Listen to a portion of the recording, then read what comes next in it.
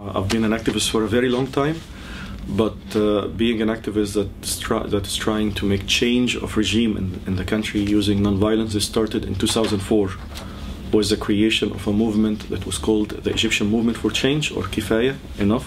And also I was co-founder of the 6th of April Youth Movement, and I was strategist for quite some time until a few months ago.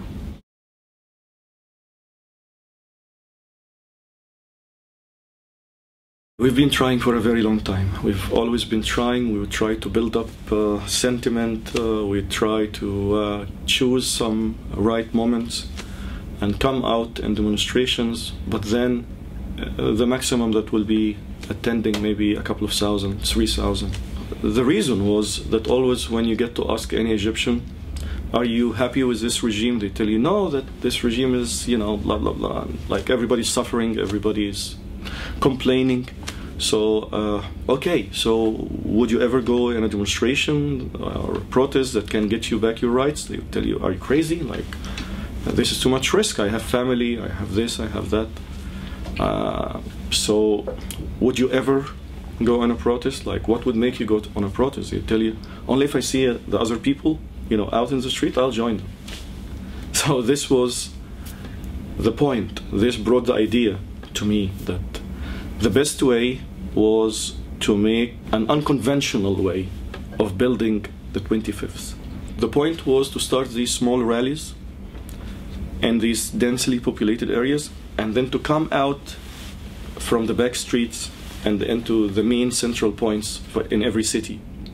And then the security cannot mass their troops in one particular area, because whatever is happening everywhere.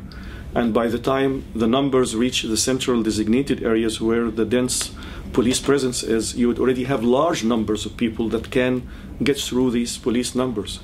So you can gain that ground, you can take that ground. And the result was far beyond my expectations. On the 25th, we ended up with, instead of tens of thousands as I expected, with hundreds of thousands all over the country. So we had like millions in the streets on that very first day. And these numbers were doubled and tripled, and it was incredible afterwards. Like, you could see in Cairo alone maybe between 5 and 7 million sometimes protesting in the streets of just this city, and maybe in Alexandria 1 million or 2, and all over the country hundreds of thousands in every city. So it was really a success beyond anything that I've imagined.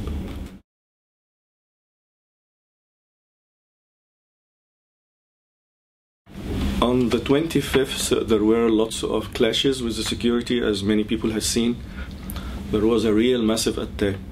Tear gas was used in a way that made even vision difficult because of the clouds of the tear gas. It was completely foggy with tear gas. When we went to Tahrir, of course, we were prepared. Like, I had onions, I had vinegar.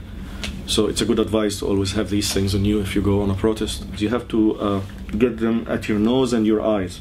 They would interact with the effect of the tear gas and would make it possible to see and to breathe. So I had a little bottle of vinegar until maybe a week ago, always in my pocket. So I ran to them and tried to talk sense, like, okay, you got us out of Tahrir, this is a peaceful rally, you know that we don't do anything harmful. Instead of responding you know, in a negotiating manner, they were rough, and someone saw me, who is the chief of police in the area, someone that I have negotiated before the release of activists, and he told his big guys to attack me, so they broke my nose, and that was bad, but also was good, because I didn't feel all the other beating. So it kind of stunned me a little. So you know, I knew that they were kicking and hitting, but I didn't really feel much. Then I was arrested for 3 days, and I was released. I joined the protest the next morning. That's when I got this rubber bullet here, because they were still using snipers. And the rubber bullet I got here was aiming to my eye, actually, because it came this way. And there was the use of live ammunition, so many people died because of this. But no one used violence in conducting the revolution, in making the revolution, in getting there. On the contrary, I mean, people would even sacrifice their own lives to serve others and help others and save others.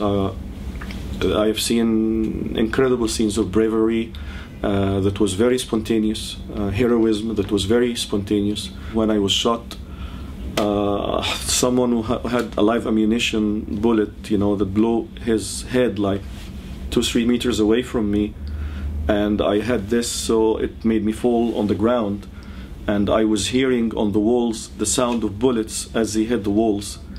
So I was a little out of balance, of course, with all this, because, you know, these things, this extreme violence, like, it stuns you. And someone came through this, and he was dragging me on the floor to get me out of the range of fire. And I didn't even, I don't think I would even know him if I'd see him, because after he dragged me, he left me. And I only had a glimpse of him, but I was still stunned. So there were incredible scenes of heroism, as I say.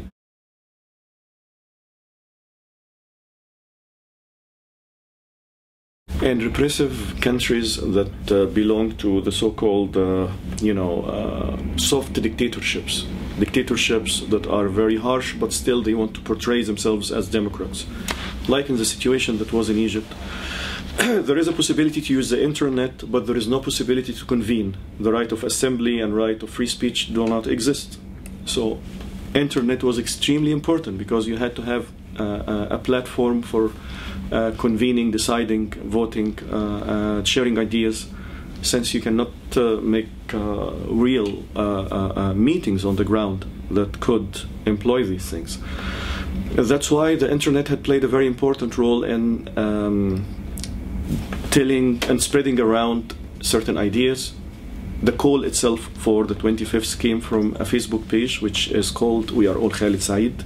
Khalid Said was a victim of public police brutality that ended with him dead, because he managed to spread a video that shows police corruption, as police officers were sharing their cuts of a drug bust and money.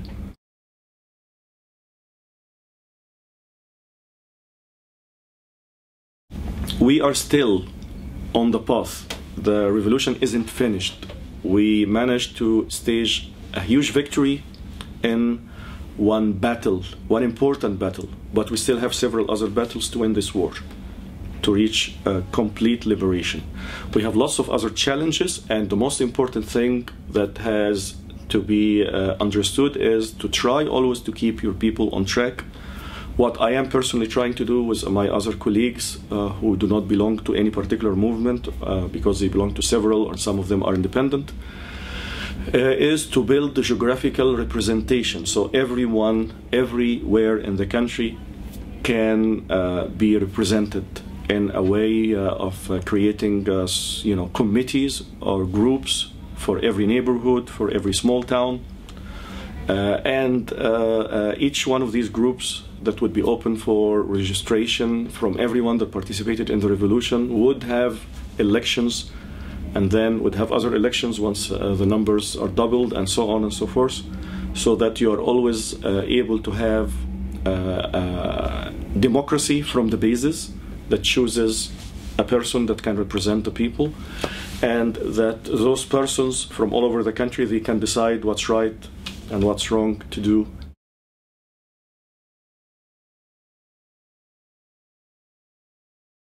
It's very important to, no matter how hard, no matter how difficult, always have faith, always understand that the impossible is possible. Everything is possible. Who would have believed that the Egyptian police, which could be maybe the third police force in number in the world after China and India, with over 2.5 million persons working in the security, would be defeated in a day or two? Like, come on, I mean, this is beyond the belief of anyone. Like, that could have been for anyone like, oh, come on, you're kidding, this is impossible, this will never happen. It did happen. And look at what's happening now all over the Middle East with all these Arabs that are trying to gain their freedom just the same. Everyone wants freedom. So once there is hope, once you never give up, you keep fighting, you'll get there.